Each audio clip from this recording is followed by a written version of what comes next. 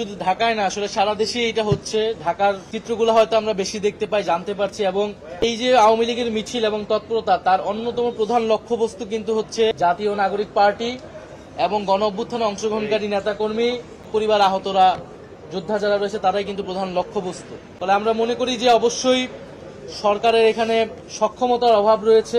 পুরা সরকার এবং রাষ্ট্রযন্ত্রের ভিতর থেকে আশকারা পাচ্ছে বলেই আওয়ামী লীগ এই তৎপরতা করার রাজপথে করার সুযোগ পাচ্ছে। আহ্বান জানাবো, আওয়ামী লীগের বিরুদ্ধে যখন সকল রাজনৈতিক দল, জনগণ এবং সামাজিক শক্তিগুলো ঐক্যবদ্ধ হয়েছিল, সেই ঐক্য আওয়ামী লীগের বিরুদ্ধে, ফ্যাসিবাদের বিরুদ্ধে আমাদের সবসময় প্রয়োজন।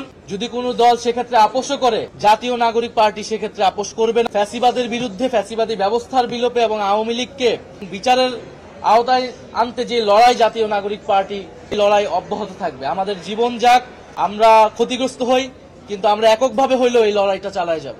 মানের শিল্প সালাম স্টিল বোঝে ডিউরেবিলিটি। সালাম স্টিল, মোস্ট ডিউরেবল স্টিল।